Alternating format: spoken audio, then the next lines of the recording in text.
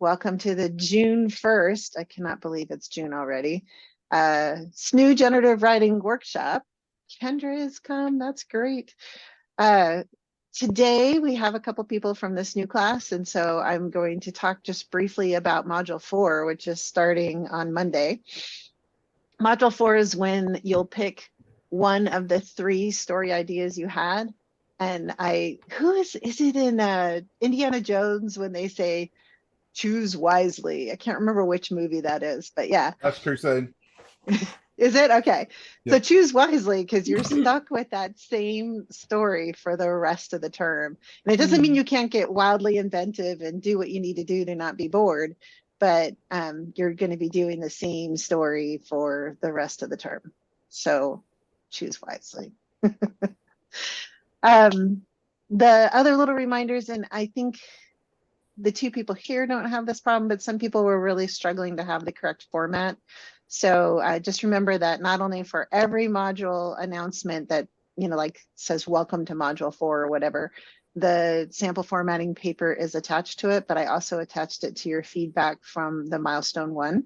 And that sample formatting paper is not a real paper. The contents talk to you about formatting. So everything you need to know should be in the contents of the paper, and the last couple of pages are screenshots on how to get those extra spaces gone from between your paragraphs. And it's just an important part of what we do, because there's a couple of places that we submit to, and this happened to me recently, where, for example, the Bath Flash Fiction Contest wants you to use a sans serif font and to make it 14 point, which is really unusual for them to. Most people want like Times New Roman and 12 point.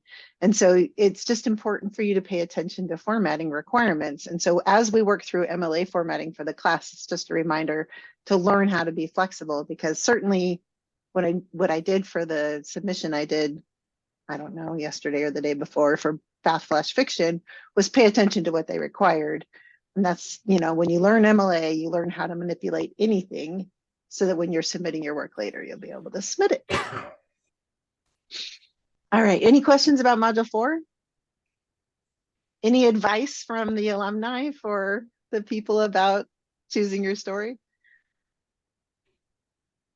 I think you have Dr. Max as a professor, make sure to write a scary story. Oh, so stop. Yeah, creep her out. Choose the one that you think is the most fun. That's good advice, Elisa. Thank you for a lot for 6 weeks. You want to enjoy it. Yeah, it's scary. Bonus points. Oh, scary. Stop, you people. So I hate horror, but I read a lot of it because a lot of people write it. There's some pretty terrifying pieces this term too. So thank you. If you feel compelled to write on horror, I can't come to the top of my head. I don't think any of you are writing horror, are you, Fernando or Kevin? You are? I had one story that was like on the verge of horror, because she, like, what I had for my character is that she starts going crazy at work, and like, oh yeah, she starts hearing a lot of like noises. So that's, and nobody else hears it. Yes, I remember. Yeah. I'm still wondering if to do that one, because I creeped myself out. So we'll see. You don't have to. No, it's so funny. I didn't even picture it as horror because I won't go there with my own head. You'll go there with someone else's head. I don't have a choice. My only advice is like, take all the advice you get super seriously, because the piece that I did for Max's class, I ended up taking into a competition and getting really far with it because I followed all of the advice and the critiques. So like, be super open to what they suggest, because it'll really like help actually.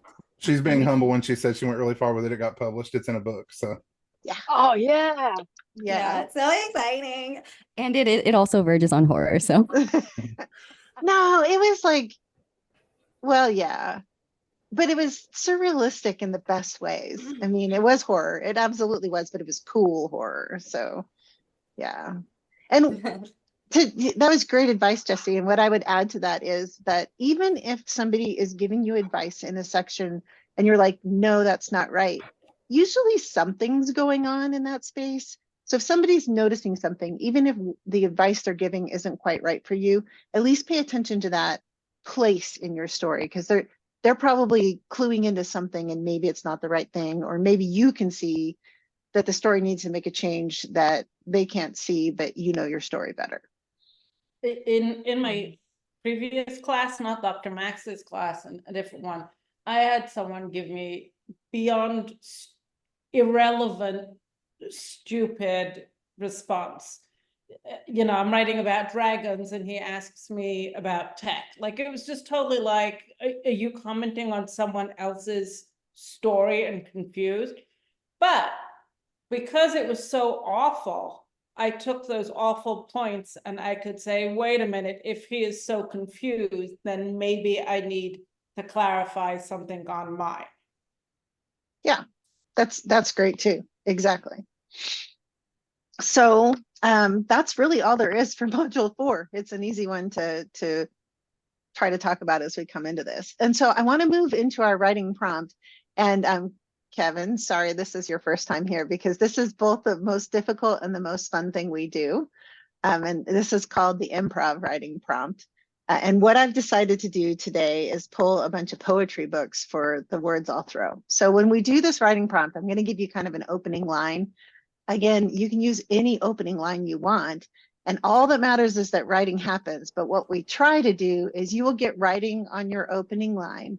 And then I will start throwing out a word every 30 seconds to you. And you want to try to incorporate that word in what you're writing. And the fun thing that should happen is it'll force your brain to go in a new direction, or you will have to go in a place that you weren't intending for your story in order to get the word in there. But it's kind of fun because it disrupts your inner editor and makes something, I don't know, wildly creative happen. Am I forgetting something I should say about it to all the people who have done this many times? Don't be scared. Embrace the process. Be scared. Both pieces of advice, I think, are really sound. But it is a lot of fun. And just know that, like, everybody's had a first time here before. And we love it, and it's fun, and we're a warm group. And if you want to read what you get when we get to the other end of it, that's great. And especially Kevin, if you're interested, raise your hand early, because we don't want to run out of time for you. And if you don't, that's fine too. Nobody has to read. And Sarah's trying to remind me to tell you that if you do your writing with handwriting instead of with a computer, it actually engages both sides of both hemispheres of your brain and creates a different kind of creativity. And I always say, I do most of my composition on the keyboard. This is a fact, but also it's not untrue that writing by hand will actually sometimes create a different effect because you're engaging more of your brain. Of course, then you have the problem of not being able to read your own handwriting. But happens all the time. Okay. So I think this one turns out kind of fun. So what I want you to start with, unless you have something else, I'm going to give you 2 possibilities. And so you could be writing about yourself if you want, it's fine. You can be writing about a character you make up in your head, or one that's already in one of your stories. A lot of times people will do this and it ends up showing up in their 529 story because they're thinking about that character already. So you could either begin with, I brought you here because, if you want to write in the first person. Or you could begin with like he or she, depending on the gender you want to use, or if you want to use they to be gender neutral. They brought them here because. So it's basically bringing someone here because, and you're going to talk about the reason that you brought them before you, before your character, before a crowd. It could be almost anything.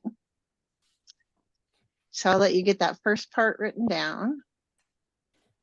And then if you want to start, whether you want to start writing or not. Oh, one more piece of advice. If you're having trouble getting started writing from these first few words, just pick a spot to write over and over again. I don't know what to write until or whatever is short that you can do like that until your brain gets bored, and it will find something for you to write rather than repetition. And that's a great way to break writer's block. Okay, so you get writing, and in 30 seconds, I'll come in with your first word. Go ahead and write.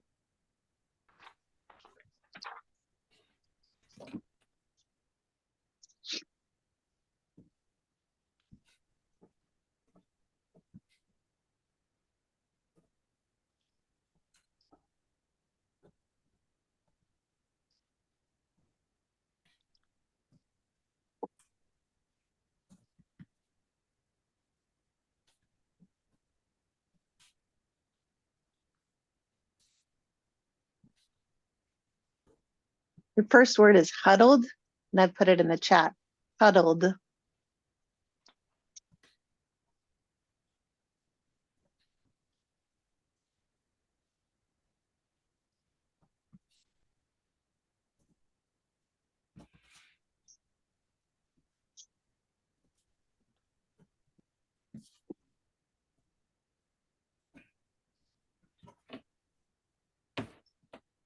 Next is tiptoe. Tiptoe.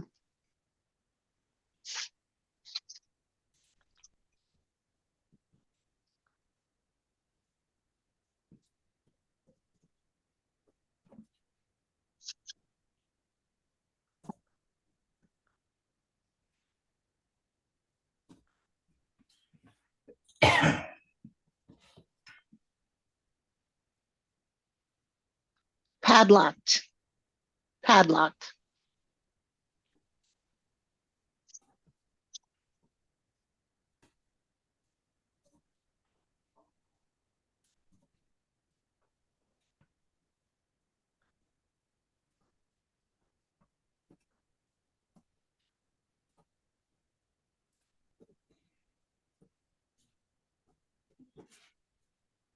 Enthusiastic. Enthusiastic.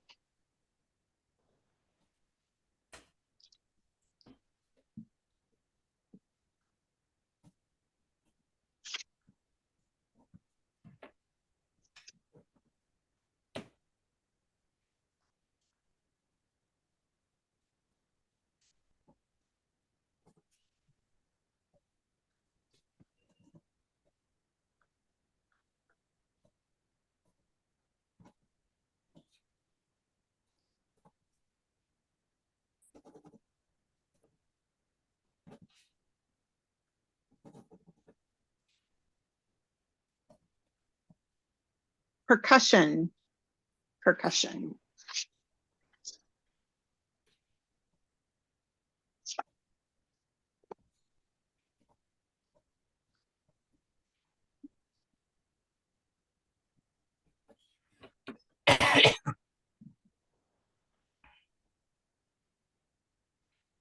Jackrabbits. Jackrabbits.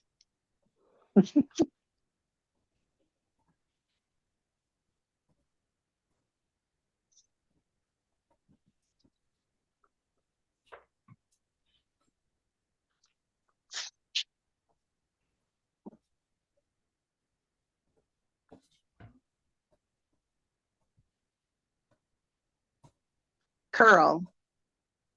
Like curl somebody's hair. Curl.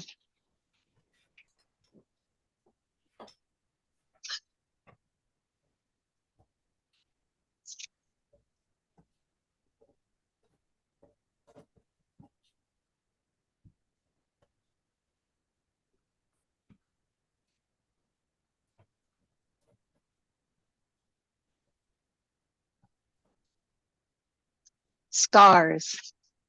Scars.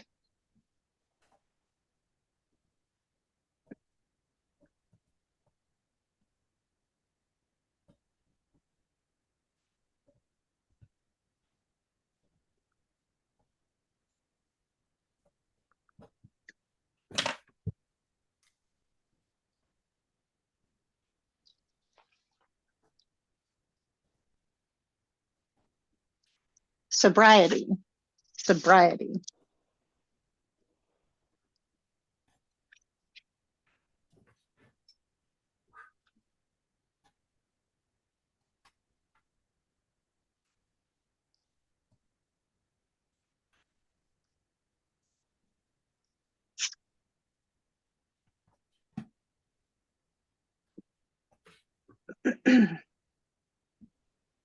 Your last word is elbows.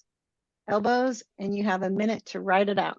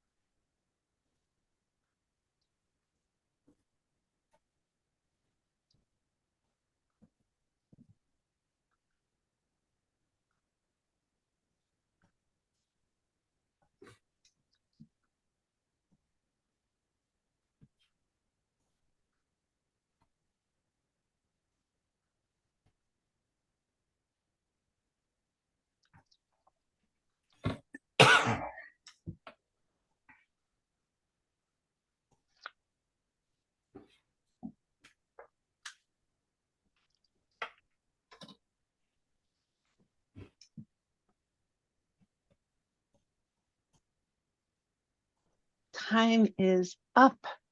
Try to wrap things up. I can't wait to hear what you got.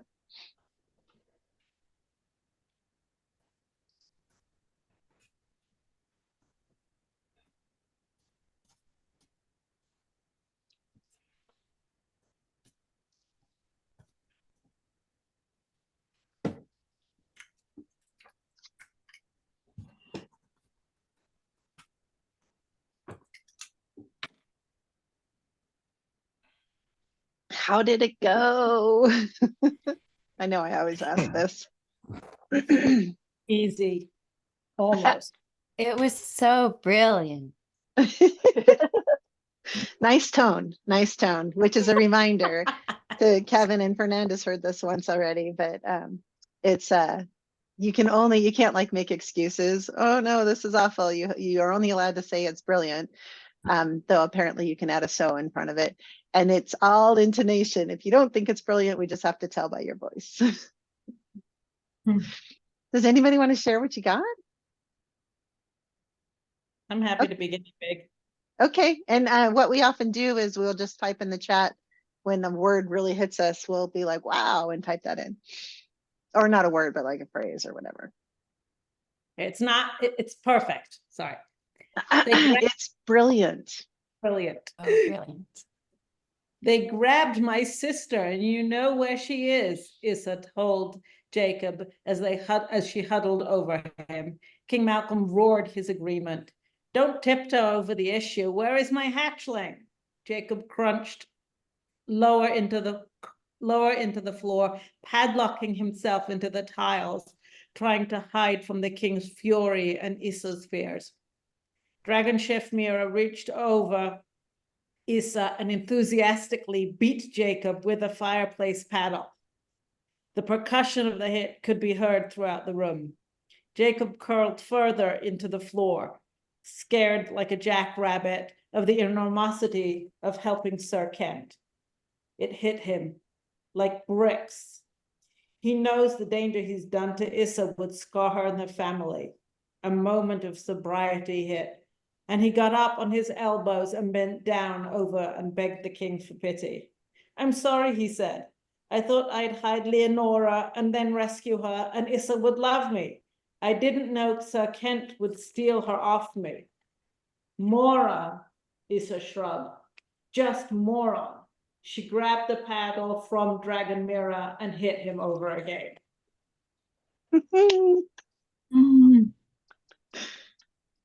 He So sounds like a real dummy, and I love it. He is. He's gonna kidnap the hatchling, thinking he's gonna like look like the hero, and that's Oh, yeah. exciting issue because then everything cascades. Right. That's a really good start of something. Thank you. Is it part of a story you already have going? So it's kind of like I'm thinking like, 2-3 chapters down the road on my Issa story. Uh-huh. Haven't had any time to work on it in the last like 6-7 weeks, but I thought, I just write and then see where they fit. Right in that world, definitely. A couple of us liked that fireplace paddle. That really stood out as an item that you could sort of picture and not picture at the same time. And it sounded really violent. It sounded Lori- comically violent to me. It was so, sorry, Lori, go. I wasn't talking. Oh, okay. It's very funny. Loved it. Great. And the other thing that I would say, I could hear you, like you said, like maybe like a ton of bricks or like bricks or something like that. And while in a 6-minute thing, obviously that's a slightly cliche, what I liked about the impulse a lot was that you were using figurative language. And then when you go back, you can always go back and make that figurative language even more sophisticated, but the impulse to use it is spot on. Very good. Okay, who's next? I'll go. Kevin, were you raising your hand? I was gonna before I scooted off. Yeah, let's do Kevin and then you, Jesse, because I know he has to leave. Yeah, puppy's first class. She's a learner. Good. All right, well, this is brilliant. So, I brought you here because the unmustached man began. The huddled musicians were plucking minor, not major chords. The public square could hold all members of the town. It did the day the band played those minor chords. Children tiptoed to their parents while the unmustached man stared holes into those still simmering in the near-noon sun. The padlock was loosed from the door. Padre worked his way to the front. The prisoner walked, strode enthusiastically, kicking up curls of dust that tumbleweeded through the plaza. Ritual words were chanted. The prisoner, with sobriety, refused a cigarette with his eyes. Behind his back, his arms were joined at the elbow. The floor was loose. The crowd gasped. Jackrabbits, percussioned. And then I just tried to get him in. Very cool. Mm-hmm. You are not new to writing, are you? I mean, that was fantastic. No. He's definitely not new to writing. You could tell he had such a playful and fun introduction. You know how in the 529 you have to like tell a fact about yourself and stuff. I was like, oh, this is going to be a fun term. No. Okay, what else did we love? I love the refusing the cigarette with his eyes. Mm-hmm. I like the atmosphere you set with making sure we understood it was minor chords and not major chords. It's just a small detail to, force us into a certain headspace that I enjoyed. Mhm. And even the unmustached man, like usually you'd say the man had a mustache, but he was an unmustached man. Hard to say. Yeah, a ton of excellent implication that helped us picture a scene. Instead of saying they were sad, he showed us that with the chords. He showed us what type of people they were by not have, the absence of the mustache was what was important. Those are all really great. And Jesse, you wrote in here, curls of dust tumbleweeded. And Yeah. wasn't that a great use of like making a verb out of a, yeah. Yes, so good.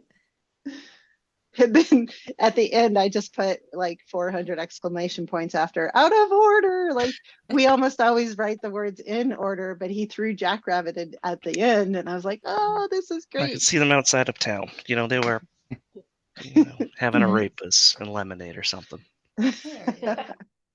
Exactly.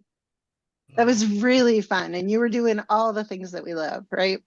Showing, not telling, using figurative language, and creating verbs out of words that normally aren't verbs. All of those are just fantastic techniques. Perfect. Well, I certainly appreciate the invite. Yeah, thanks for coming. Good luck with your puppy. When's the next one? In 2 weeks, I think. 2 weeks. Wait, what is 2 weeks from now? I will tell you. 15. The 15th, right? Yes, I definitely can do the 15th. I can't do the 22nd, so this is perfect timing. Appreciate you all. Looking forward to it, and have fun. Thank you. Have a good You time. too. Obviously, he's a learner too, right? He said his puppy was a learner, but he said it's so brilliant. Okay. Jesse. Yeah, my turn. All right. Henry brought them here because the sun rose through the split of the peaks like a door opened at night, light flooding into the gloomy space to remind them that something, possibly even something good, existed beyond. Corey sat, huddled in a cocoon of blankets they'd stolen from the back seat, refusing to set foot on the damp soil. Complaints about tiptoeing through the grass locked behind their padlocked tongue. Enthusiasm was an ill-fitting feeling for them, sure, but Henry hoped they might give it a chance. Listen to the percussion of bird wings beating the trees. Spot the rustling briars where jackrabbits hid. Embrace everything they'd left behind. Maybe even embrace him. He watched their lip curl around another unspoken protest. Being here, back home, was like swimming through a pool of razors, he knew. And though they wouldn't say it, old scars, how many he didn't know, have reopened, weeping into the forced sobriety of the hauler. He placed his elbows on the truck hood and looked to the rising sun. He'd wait as long as it took Corey to look just once. Yeah. Excellent. If I could have typed faster, I just would have typed out the whole thing. I know. Stop. No, it was so much fun. Yeah, thanks. Does anybody have an absolutely favorite thing she did?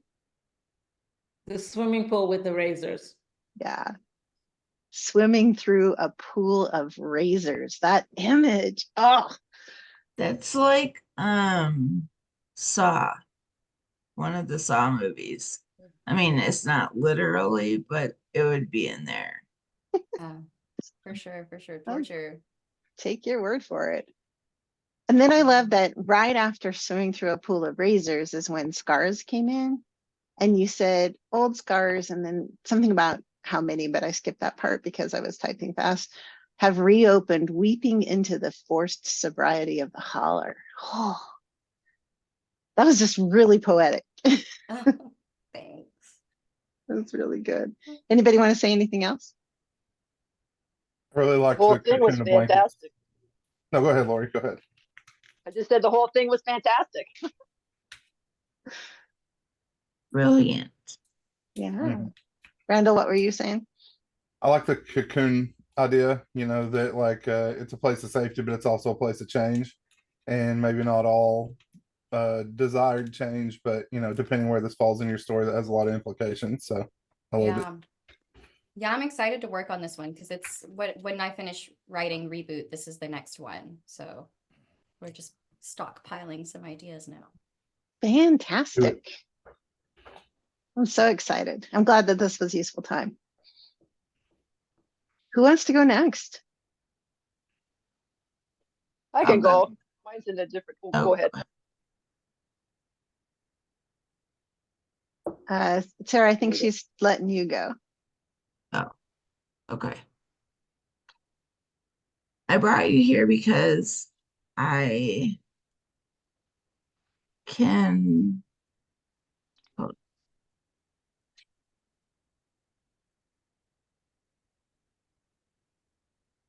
Oh, I'm concerned for your safety. I don't care that you've been with him for 20 years, huddling each new baby that forces you to tiptoe around the house only to have our parrot's cage needs to be less enthusiastic about getting the cage doors broken. Beak and toes can be useful on a padlock. The percussion of metal on metal is fun for your 2-year-old mind as it is for the cats. I could probably pull a star out of the heavens, but all you'd be interested in was the bird feeders, the critters who shoot away those pests. And then I was going to go into how people consider squirrels pests when they have bird feeders. And that's it. That was fascinating because you went from like somebody who was in a relationship that they shouldn't be in all the way to this connection, I think, between like these continued babies to like entertaining the babies to squirrels being pests. Like you've got something big going on underneath this. I like the tiptoeing thing because at the beginning I thought you were talking about the fact that when you have babies, you always have to tiptoe because otherwise they'll wake up and scream and shout and you'll have to give attention. And then it was like, wait a minute, she's tiptoeing in fear. And then you've got the birds, which is normally a lovely imagery, and their beaks on the padlock. So I just felt there was a lot of contrasting moments here that can be interpreted, you know, as both good and bad.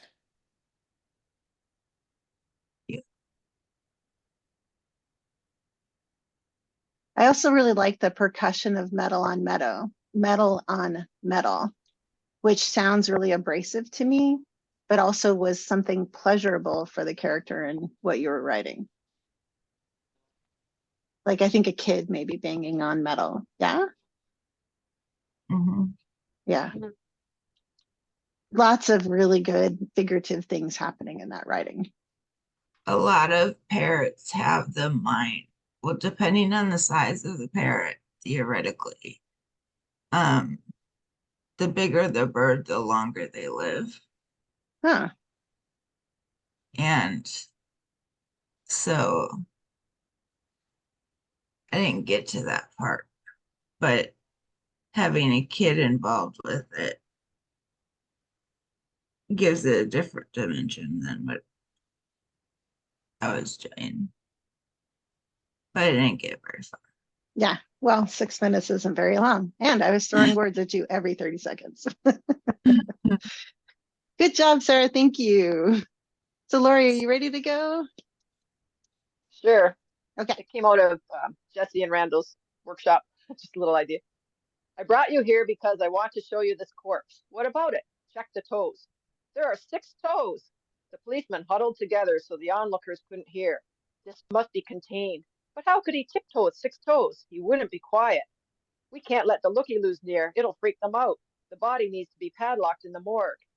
Little Jimmy, who was standing nearby, was enthusiastic. A 6-toed human corpse? That would be great for show and tell. His feet pitter-pattered with percussion as his eyes darted back and forth like jackrabbits. How could he steal the corpse?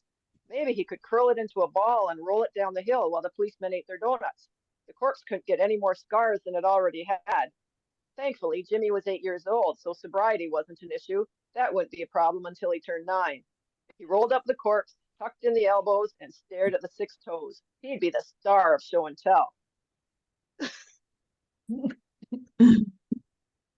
I'm so happy that you ran with the 6-toe story. I'm so happy. Oh, my face hurts.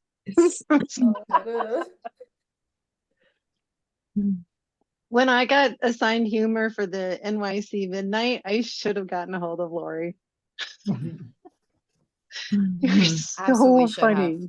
Yeah, yeah. I love the sobriety won't matter until he's 9.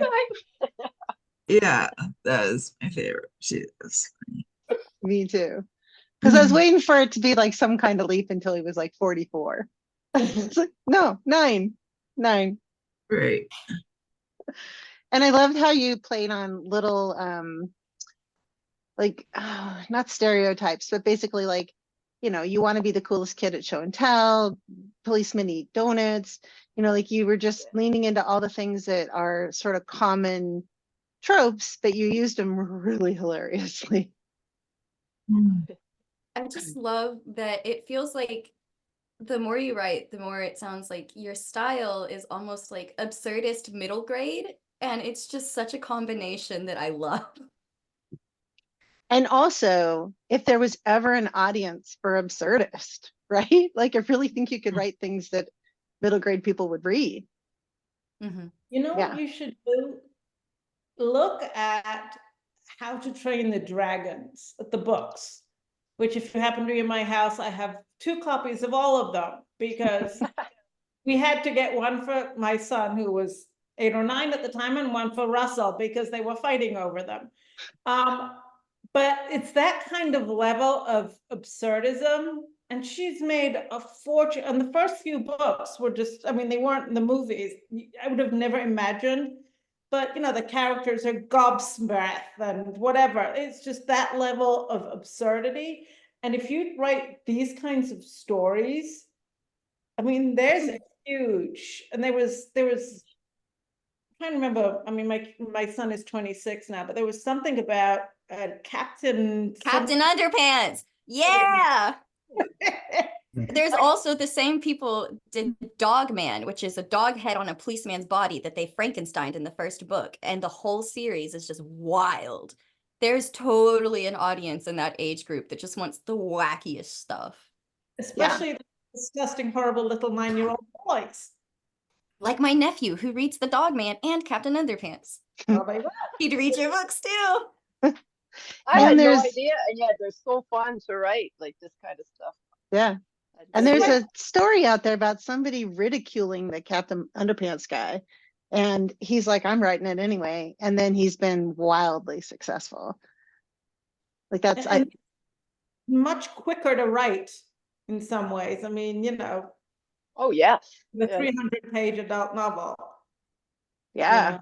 And So when there's you- something, go ahead. I was just gonna say, so when you get rich, don't forget the little people. And I mean, isn't it like such a satisfying work to do, especially in like middle grade? Because that's like formative reading, right? Yeah. Yeah. So I Oh, mean, you you could could really twist their minds. Yeah. yeah. There you go. Or for good. Both options Oh, yeah, are or there.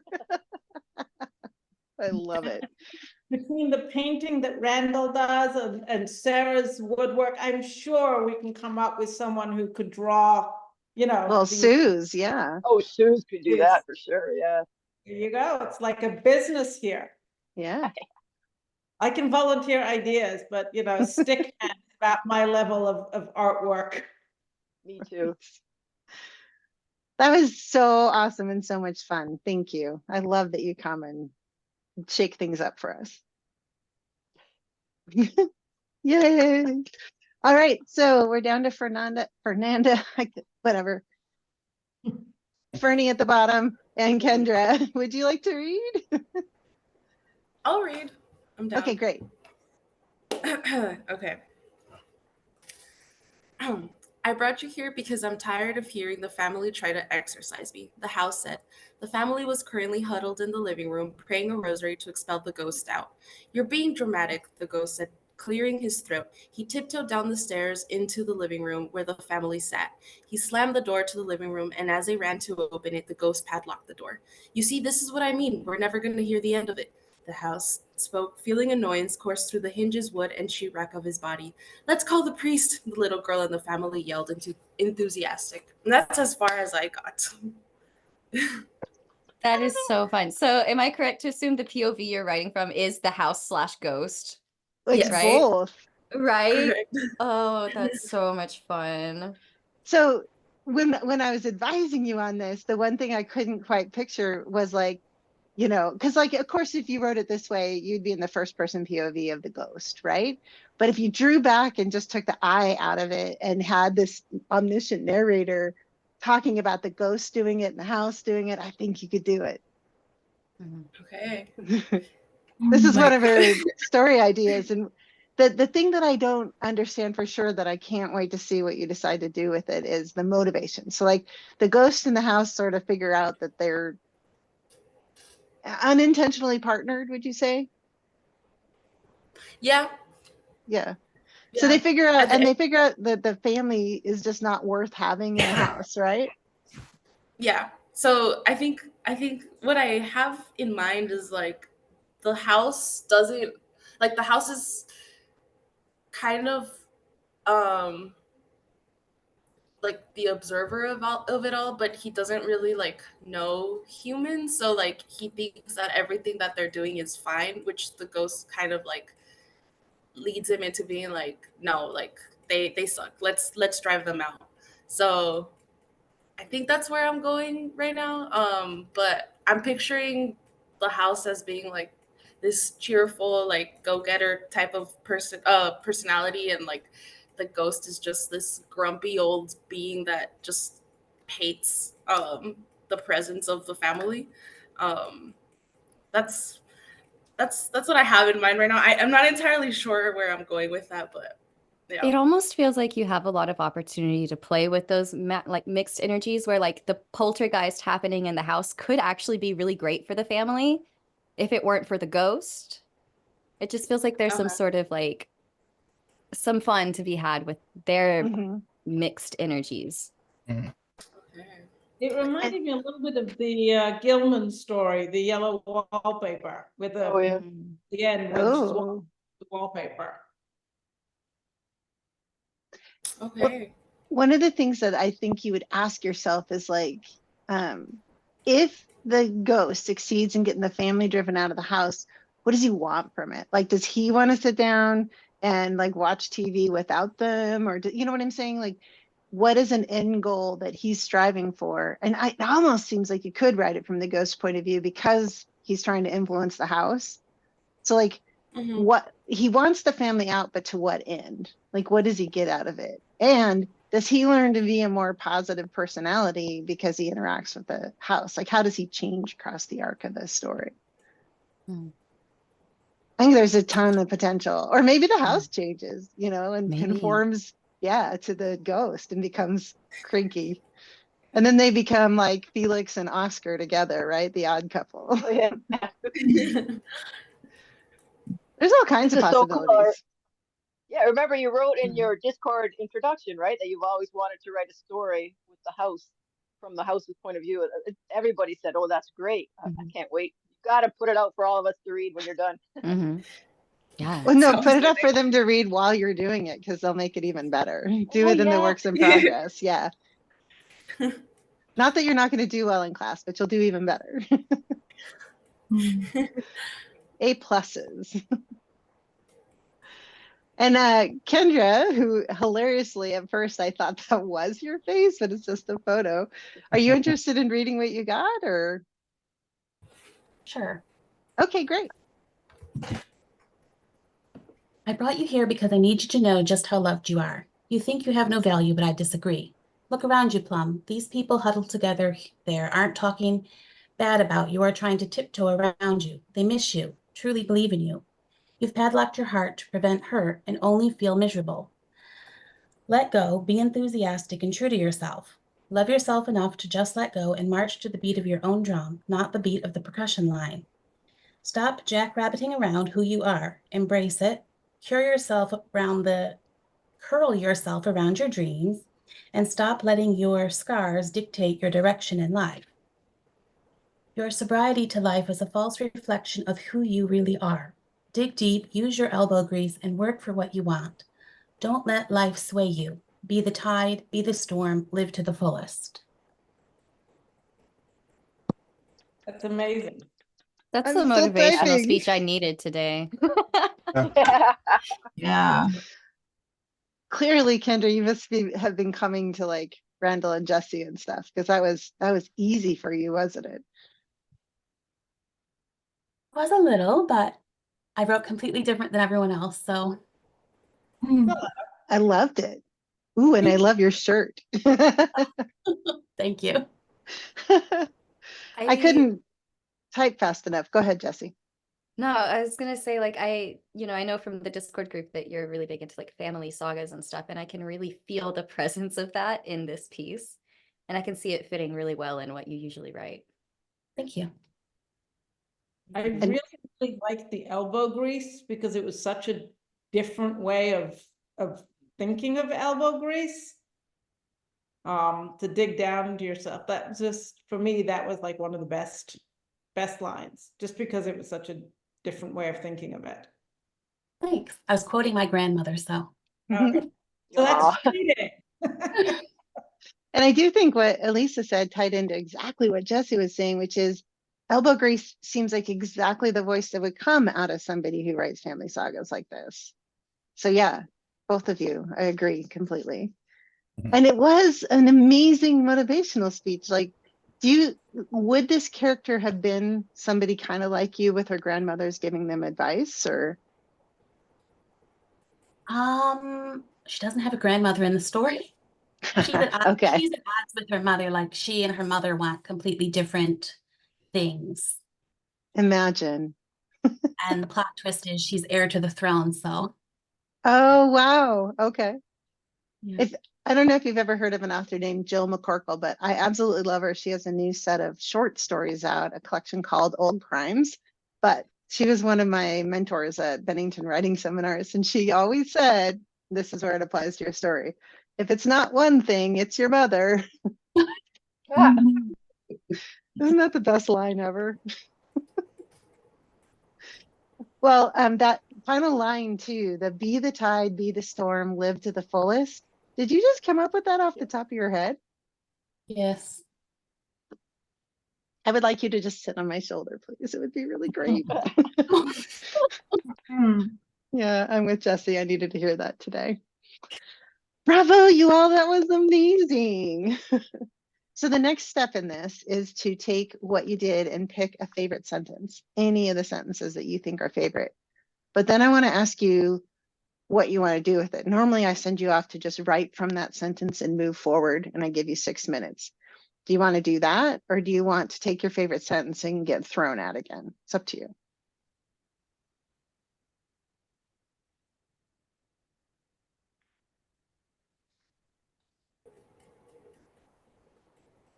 There's something always really fun that happens when we get the new words. Yeah, that's kind of what I was It feels thinking. like we all did very well with it this past time. So it wouldn't Every hurt. single one of you. Yeah. Yeah. Okay. All right. Jesse spoke up. That is what we shall do. So brace yourselves, write down your favorite sentence, and I will get the timer up again because it likes to hide once I do this. And let me know when you're ready.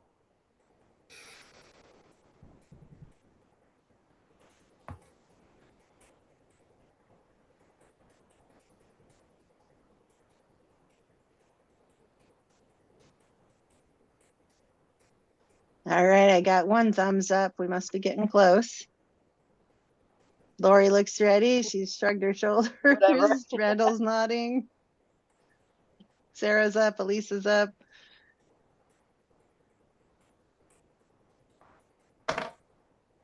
Oh, I think you guys are starting to write. Okay, so I am going to start the timer, and in 30 seconds, I'll be back with the most awesome first word.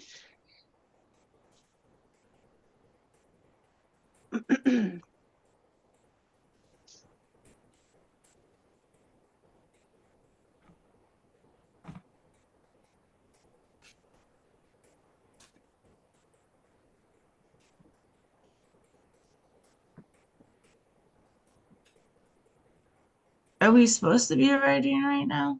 Yes, please write. Your Well- first word is cornball. From your favorite sentence, start writing and add in cornball.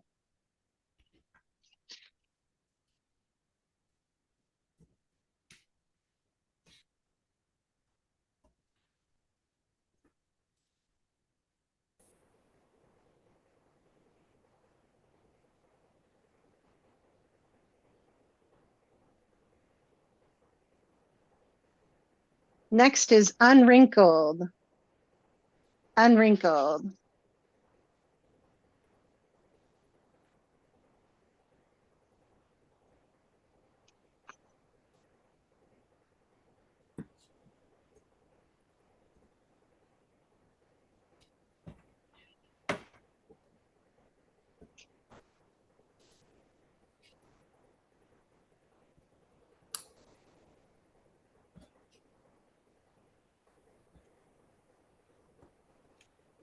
Definition. Definition.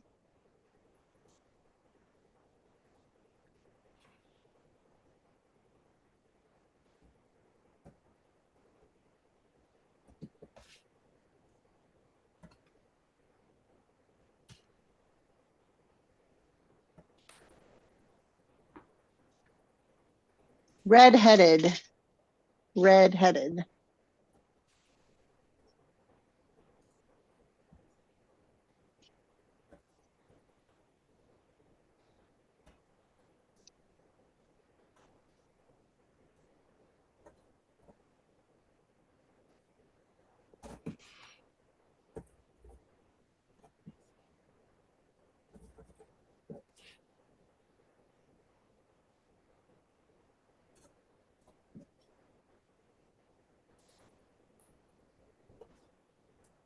Juxtapose.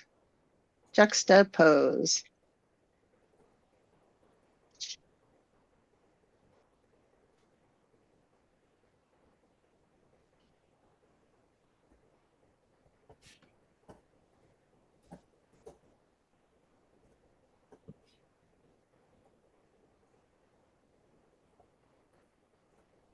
Itch.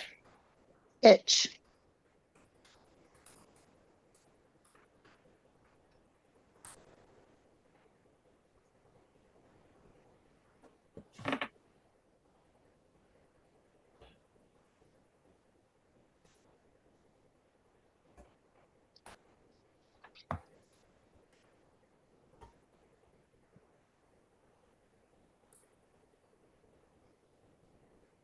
Cancer.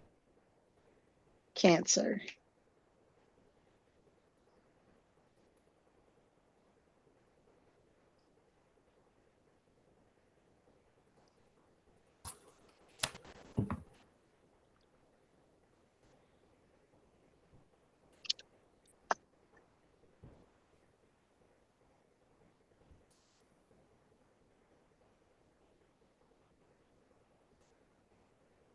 Buzzy. Buzzy.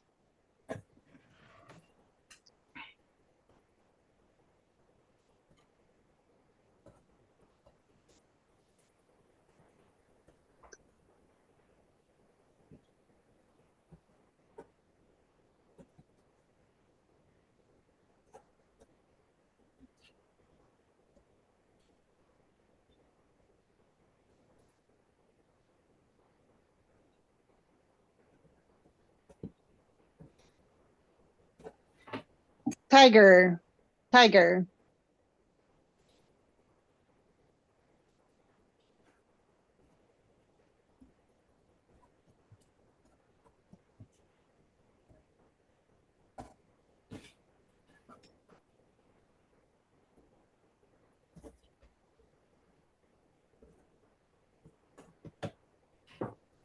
Slumps, and you have a minute to write it out. Slumps.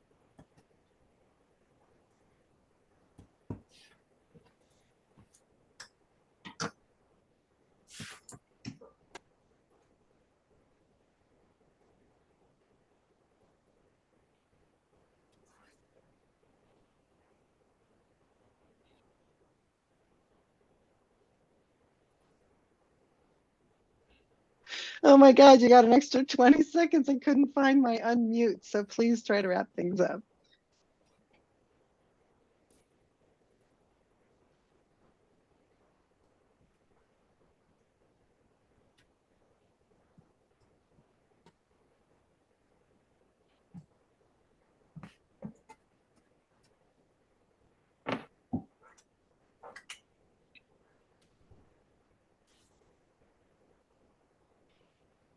My tall people are super excited about something over here, and it just reminds you that the fence really only comes up to her chest. And if she was really motivated, she could pop right over that. Hmm.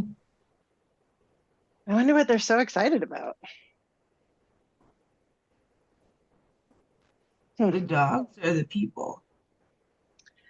The horses and mules. Yeah, sorry.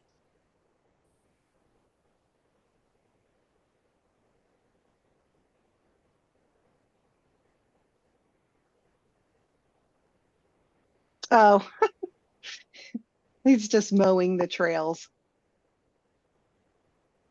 That's hilarious. Do you still ride either of the creatures? Or are What they did, fully retired? I can ride Nadia and possibly Cooper. The mules are fully retired. So funny about your mules because I follow you on Instagram now and I get to see them. Oh, I completely forgot that you have mules, even though I can look at them and say that is a mule. And my niece was like, "Oh my God, I love horses so much." And I was like, "Oh, if you love horses, you know, one of my professors like does all that stuff." And I just randomly pulled up Instagram and pulled up the picture of the mule. And I was like, "Can you tell me what a horse this is?" To her. And she's looking at it, trying so hard to decipher. And she's like, "I'm not sure what breed that is." And then she Googled it and she's like, "You're stupid. That's a mule." yeah, and I hardly take pictures of the horses. I do have Yeah. horses. I'll take one so you can show it to you. Thank Sure. you. Yeah. Yeah, I need to redeem myself. Oh God. He's half horse. They're both half horse. You tell her that. Maybe That's that's why I got confused. There we go. Yeah, That's exactly. an excuse. because they're not donkeys, they're mules, and that means they're Mhm. half horse, and it means that they can't have babies. They are sterile because that's what the combination of donkey and horse does. Right. Right. Yeah. So I think, Sarah, you want to go first? Yeah, because I'm gonna bow out because I'm gonna not as a comment to anybody's writing, but I'm about to fall asleep. And That's I totally understandable. Mhm. I don't have control over it. Yeah. Is it brilliant? Of course. Okay. Beak and toes can be useful on a padlock and interesting for my green and red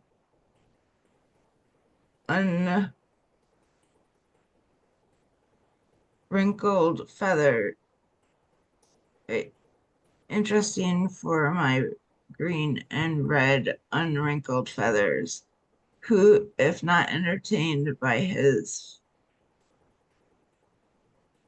definition, his red feathered head is a juxtaposition in personality and preference.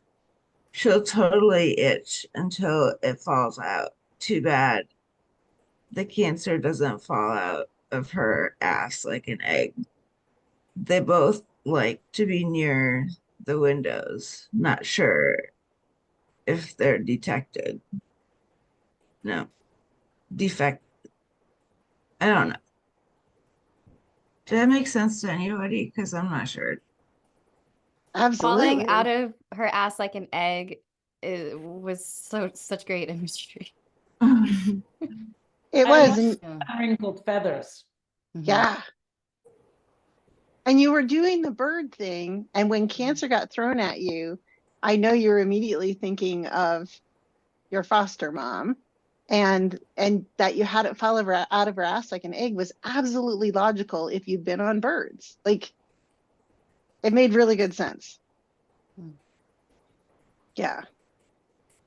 I'm with, was it Elisa? Unwrinkled feathers is my favorite part. Yep.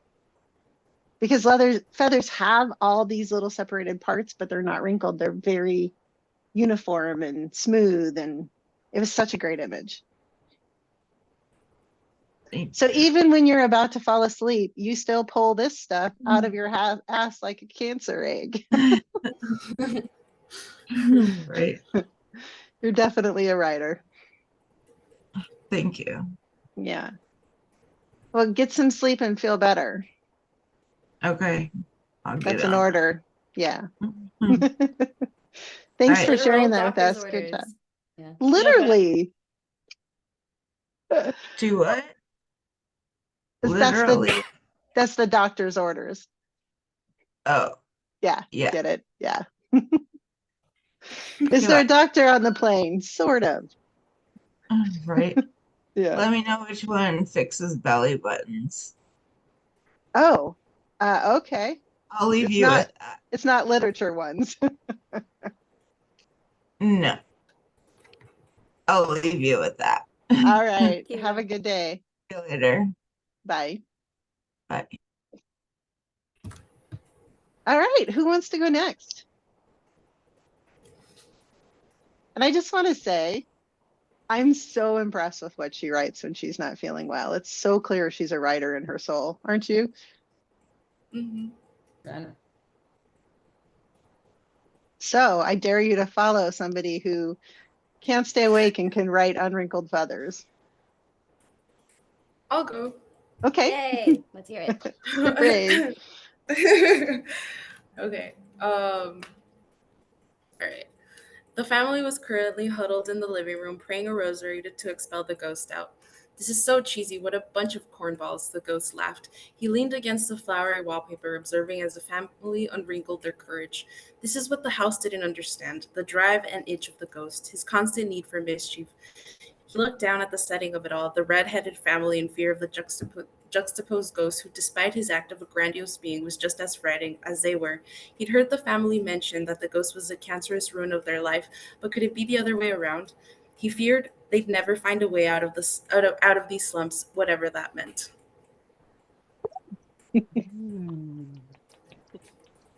We're getting some more depth with this ghost man. And you noted it, Jesse. Where did she pull out the depth? Oh, was it the other way around? Yeah, Yeah. that's such a perfect impulse. Anytime you want to like examine your character, ask that kind of question. Mhm. Absolutely fantastic. Thank you. Thank you. Love it. Kendra, you noted the unwrinkled courage, and that was one of my favorites too. Me too, yeah. Yeah. So that is a thing to talk about briefly about what's useful with these improv writing prompts is that would you have come up with unwrinkled courage on your own? Maybe. But having these words thrown at you can help you create a combination of words you wouldn't think of, which is again the same kind of thing that happens also if you use synesthesia, where you take, like if something smelled loud, you know, you switch a sensory detail, like one that it can't do. It heard green, or, you know, it tasted, I just lost it. It tasted bright, which kind of works. Taste doesn't synesthesia as easily because we use a lot of mixed words for it. But so there are a bunch more of these recorded online. If you scroll through, I always say if it's an impromptu one in the notes. So anytime you're looking to have just weird inspiration show up in your writing, you can always go to the YouTube channel where I post these and find an improv one and just, you know, fast forward until you get to the part where we write and you can get impromptu words. Anything else that we loved about this beyond the fact that she probably has found her story for module 4?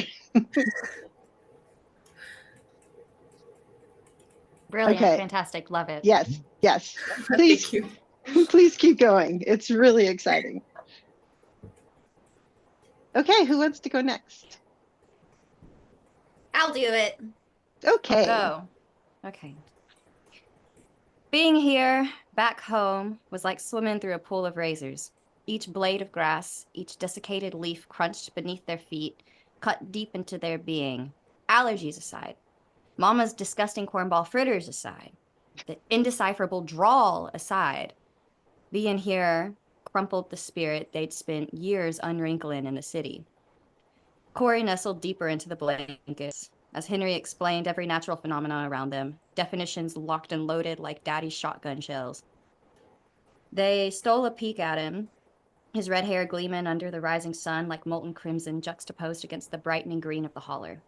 They wanted, only a little, to leave the comfort of the truck, to stand next to him and satisfy the 2-year itch left in his absence. Or theirs, actually. But this place ate away at them like cancer, transforming them into a twangy mutant that buzzed with the Lord's word. It made them feel like a gazelle forced to wear a tiger's stripes, and they were tired of pretending to be the predator. They slumped deeper into the blankets and kept their eyes on Henry, glad, if only for the little reprieve he gave them in this hellhole. Woo. Wow. You're right. It was a really good idea to throw words again. Yeah! Love it. There's so much there that I don't even know where to start. With like, that was so fantastic. It was just like, just all those opposites, you know, the gazelle trying to be a predator, the you know, coming out of the city, coming into the city, trying to like get your opposites, talk about the food. It's just, I think I need to see it to be able to comment more properly, but there was a lot there. It was really, really good. Yay. Even just the first line when you brought in the razors, but then the blade of grass, so like razor blades, the two mix so well.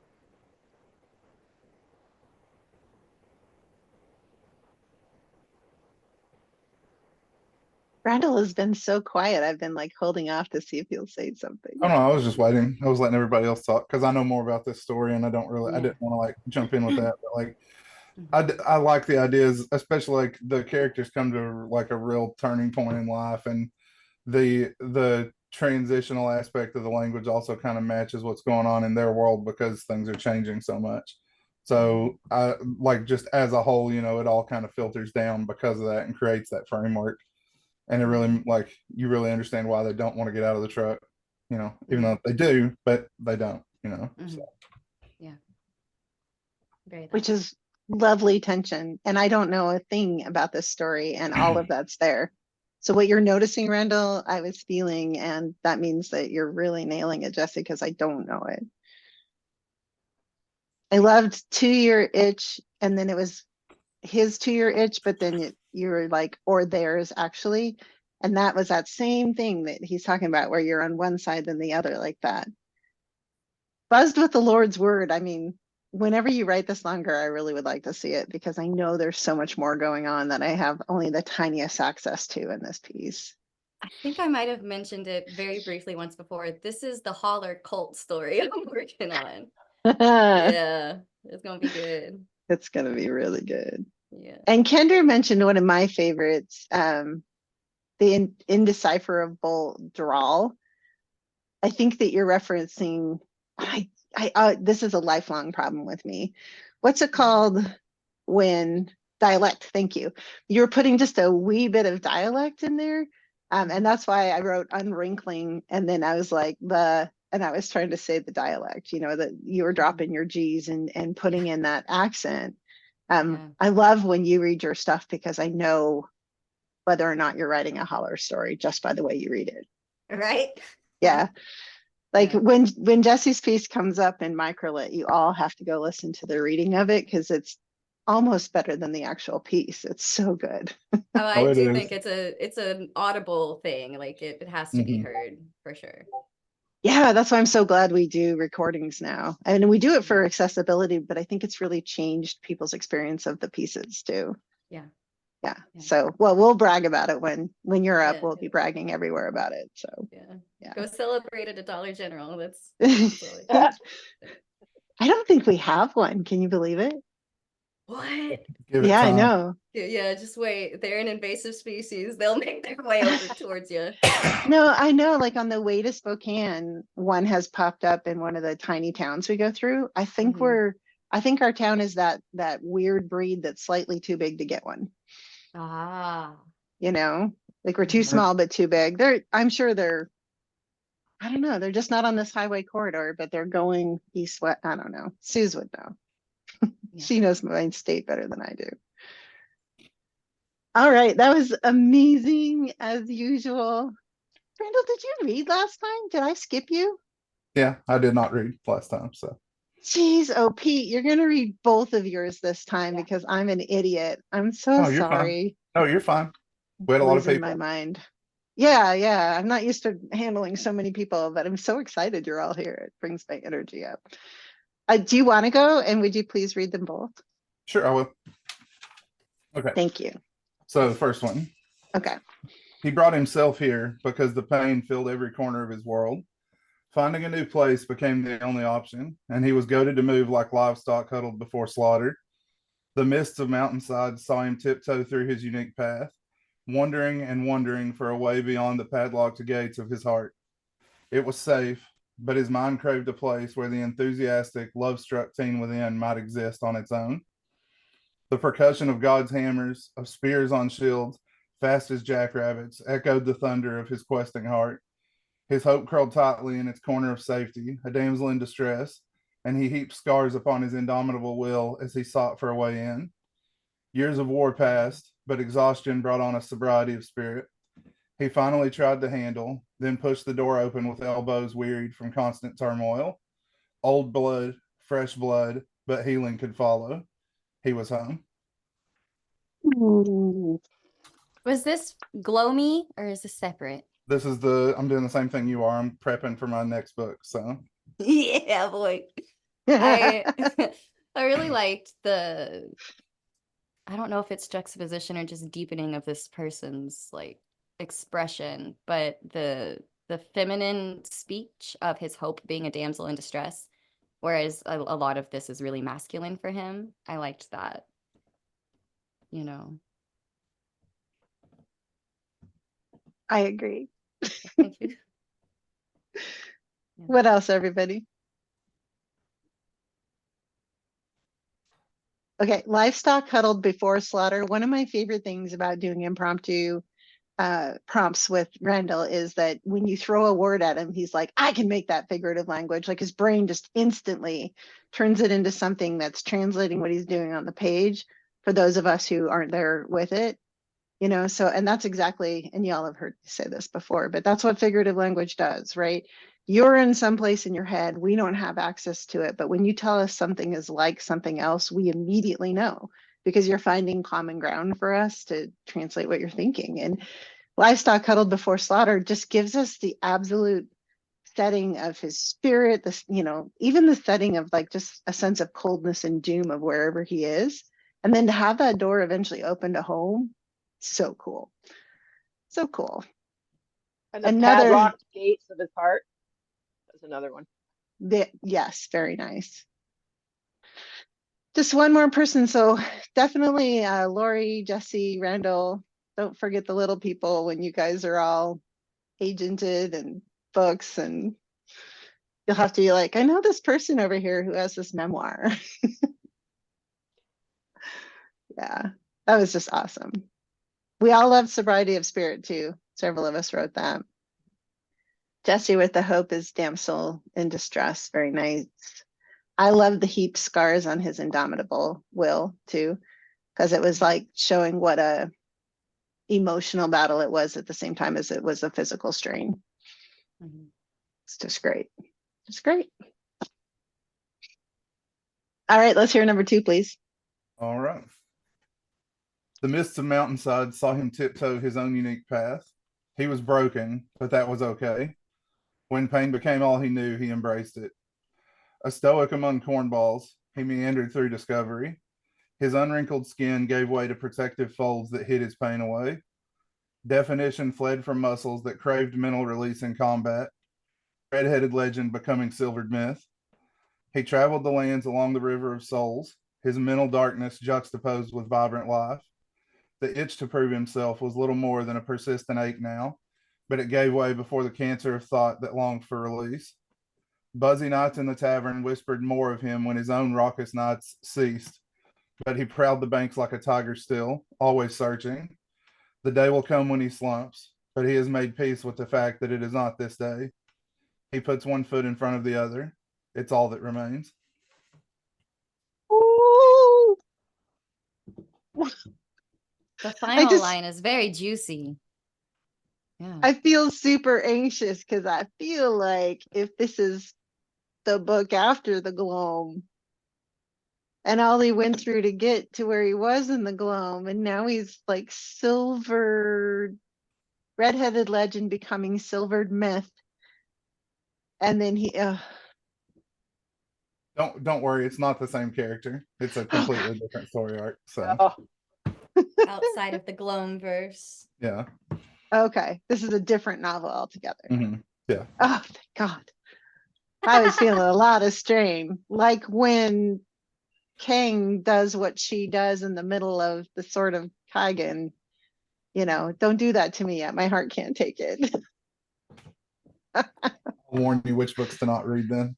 Oh, I'm such a pansy. Why do I do this for a living? They people scare me. They hurt me. I mean, I feel all this deeply.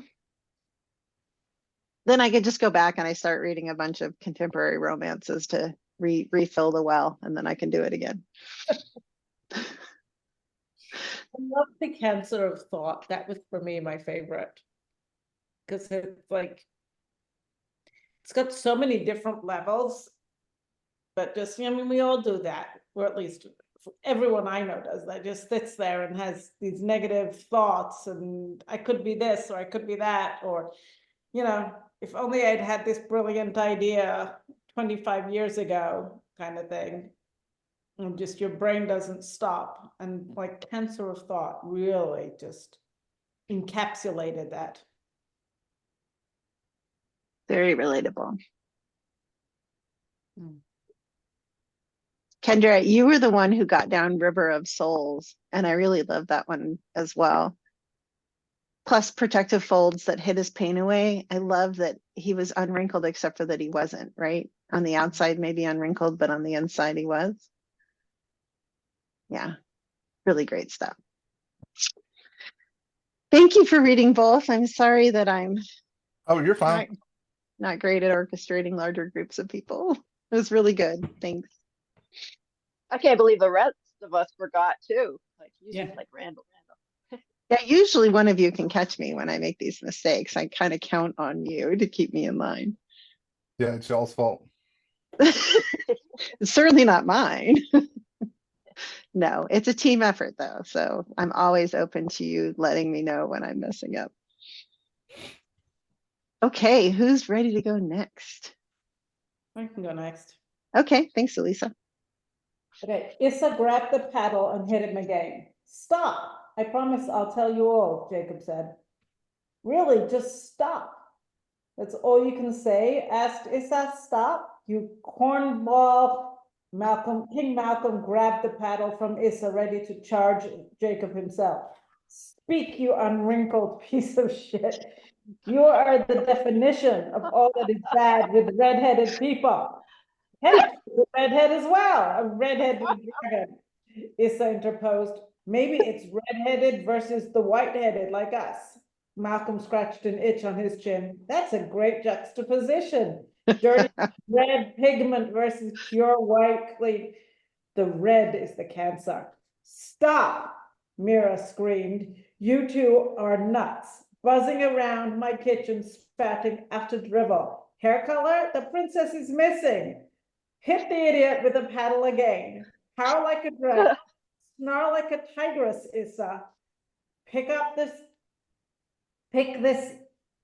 stump off my floor and go find the princess. You're all morons. Go. Shoo, she waved her hand away. I want to be in the room where that's happening. Just watching.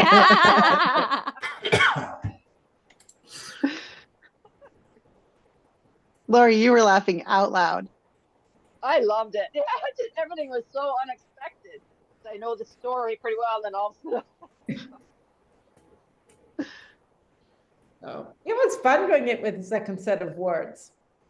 Yeah. Especially since words like cornball are never in my vocabulary. No, that's why I was like, I have a great first word, but I should have held off to let you get into space where cornball could be farther away from your favorite sentence. I realized that was a rookie error on my part. Gorgeous, beautiful. Best decision. A wrinkled piece of shit is top tier. Yeah, I was distracted for the lightest moment of now how does shit get unwrinkled? How do we get that level of purity? But then there was just more to think about after that from what you wrote. So I'll get back to it later. I seriously think that is such a great insult. And whose reader wouldn't pause to go, well, what does unwrinkled shit look like? It was so great. And then I thought that your instinct, once we had all said, right, that the paddle was so funny, you brought it in over and over again in the second use of the scene, and it never stopped being funny. Your instinct for that paddle was spot on. Hit the idiot with the paddle again. Yeah, I've got a huge soft spot for slapstick humor. Like the Three Stooges is still one of my favorite things ever. So it was really hitting that vibe. I loved it. And by the way, I have nothing against redheads. Half my family are redheads. They're all I redheads. wish I was a redhead, yeah. My And I bro- love, you're always welcome when we do these throw the words out things. Like she made tiger into tigress. That's part of it, right? You get to do whatever you want with the words. And that was awesome. Yeah, my entire pregnancy is my mother-in-law, because she could say was, God, I hope they're not redheads. I hope they end up not being.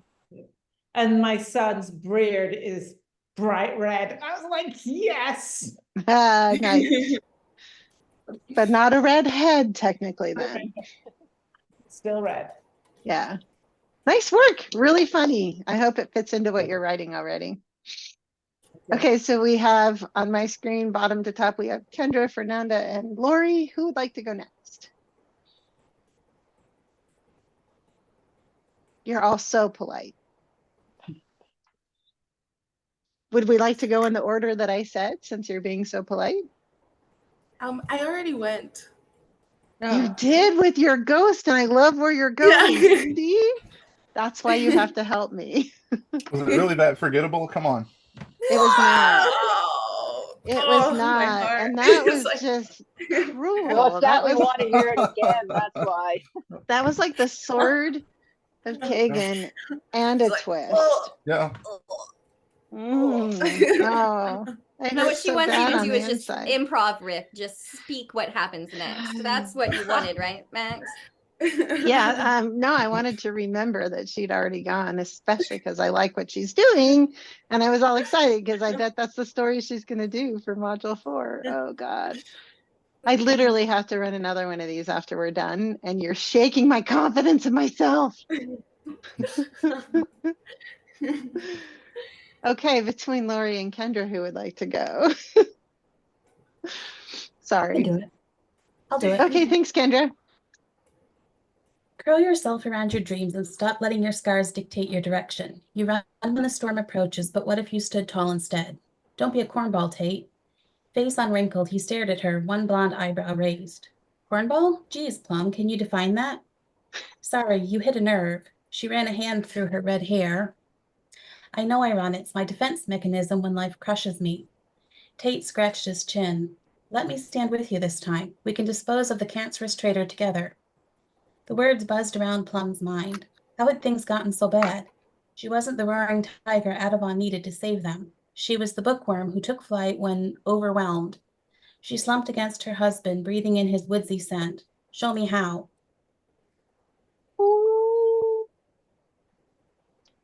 Okay, I love the bookworm with a man who is woodsy because, you know, the smell of book, it's the smell of paper in nature, but it's just like a slightly modified version of it. It just goes together so well.